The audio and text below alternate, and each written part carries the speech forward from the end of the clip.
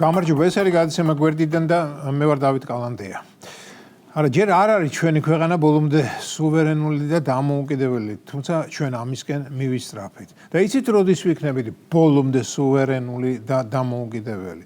აი მაშინ, როდესაც პეტერ ფიშერისნაირ არ შემეშინდება ამ სიტყვის მიკერძოებულს, არ დავაყენებთ საქართველოს საზღვარზე, მივატრიალებთ სახით იმ ქვეყნისკენ, საიდანაც მოვლენილი იყო და ერთ კარგ ჭიტლახს არ ამოვარტყავთ.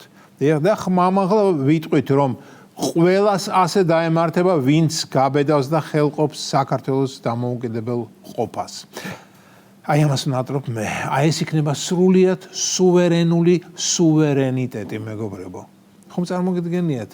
ჩვენს დიპლომატს გერმანიაში იმის 10% მაინც რომ ეკადრა, რასაც ელჩი ფიშერი ბედავს საქართველოს ხელისუფლების მიმართ, რა სკანდალი ატყდებოდა. თვით კაია კალასი ევროკავშირის ყველაზე მაღალ ტრიბუნაზე აფრინდებოდა და ანათემას გადასცემდა მთელ ჩვენს ერს. და ალბათ გერმანიის მთავრობა ყვითელი არა, მგლის ბილეთით გამოაძევებდა ჩვენს დიპლომატს და მართალიც იქნებოდა. არა იმიტომ, რომ ფინანსურად სუსტმა საქართველომ როგორ გაბედა და ფინანსურად ძლიერ გერმანიაშივე როგორ გააკრიტიკა გერმანული ხელისუფლება. არამედ ასეთი რამ არ უნდა ეკადრა დიპლომატ კაცს საერთაშორისო კანონმდებლობის თანახმად და ასევე ზრდილობის ნორმების შესაბამისად. ნეტავი ასეთი რომ როდესმე დადგება ჩემს ქვეყანაში, უნდა დადგეს. ამის დიდი იმედი მაქვს და თუ არ დადგება, მაშინ ტყუილად მოხდა ყველაფერი, რაც მოხდა, დაწყებული 9 აპრილით და დამთავრებული დამოუკიდებლობის აღდგენით.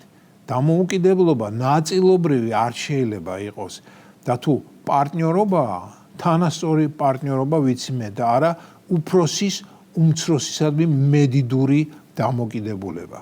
ეს რაც შეეხება გერმანიის გამოუსწორებელ ელჩს, რომელიც იმის გამო, რომ ხაზარაძის გული მოიგოს და ბინის არენდის ფული არ გადაუხადოს, ყველაფერზეა წამსვლელი. ირაკლი კობახიძემ ბრძანა, რომ პეტერ ფიშერი არის პოლიტიკურად მიკერძოებული, ის ძალიან ხშირად იჭრება პოლიტიკაში ოპოზიციის სასარგებლოდ. ცოტა ხანში ამოეწურება ვადა და დავიტოვოთ იმედი, რომ მას შეცვლის ელჩი, რომელიც იზრუნებს ურთიერთობების გაჯანსაღებაზე. მაგრამ მე ასეთი ფორმულირება არ მომწონს. თუმცა რა მომწონს და რა არ მომწონს, ეს ჩემი პირადი საქმეა. მე დიპლომატი არ ვარ და ამიტომ ბევრ რამეს უფრო ხისტად გავაკეთებდი, რის გაკეთებაც ალბათ არ შეიძლება. ის, რომ ფიშერს შეცვლის ელჩი, რომელიც ურთიერთობის გაჯანსაღებაზე იზრუნებს, ამისი მე ნაკლებად მჯერა. კარგად მახსოვს დეგნან დანიგანის მომხიბვლელი წყვილი, ვაის რომ გავეყარეთ და ვუის შევეყარეთ.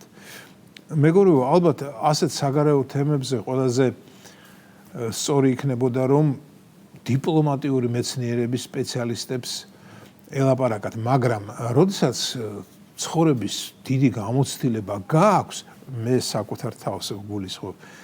როცა ხარ დაღვინებული და რიგ შემთხვევაში უკვე დაძმარებულიც, შეიძლება თავს მისცე უფლება და საკუთარი აზრი გამოთქვა, ასე მგონია მე. მე არ ვამბობ, რომ არ ჭეშმარიტება უკანასკნელ ინსტანციაში, მაგრამ რაც კითხვებზე საკუთარი პასუხები გამაჩნია. ევროკავშირის მაღალჩინოსნები ამბობენ, რომ მათი უსაფრთხოება მანამდე იქნება დაცული, სანამ უკრაინა ომობსო. ეს ჩემი აზრით უზნეობის მწვერვალია. ის ევროსაქმოსნები საქართველოს ურჩი ხელისუფლების გამოცვლასაც ცდილობენ, რადგან არსებულმა მთავრობამ არ გაამართლა მათი იმედები და არ შეაკლა თავი რუსეთს, არ გააჩინა სამხრეთ კავკასიაში დაძაბულობის ახალი კერა.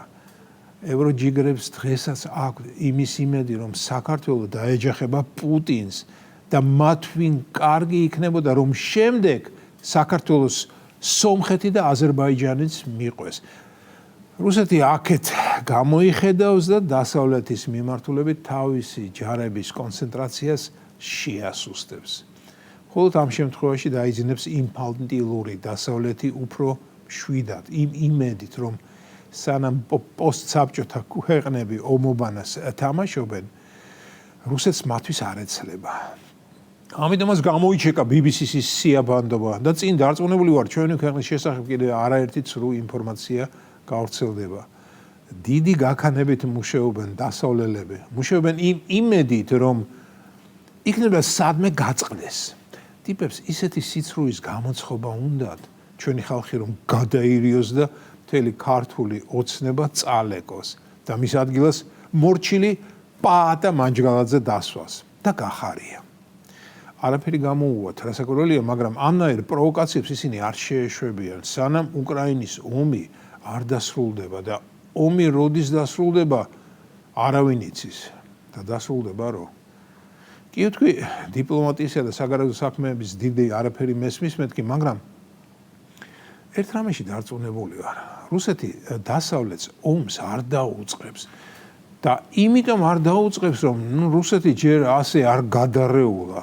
ევროკავშირი უკრაინა არ არის. ევროკავშირი უკრაინაზე 10-ჯერ უფრო ხალხმრავალია და ეკონომიურად ალბათ 100-ჯერ უფრო ძლიერია და მეორეც რუსეთს არაფერი სჭირდება დასავლეთთან ომის დაწყება. იმიტომ კი არა რომ პუტინი კეთილი ბიძაა, არა, უბრალოდ არაფერი სჭირდება. ასე მგონია მე.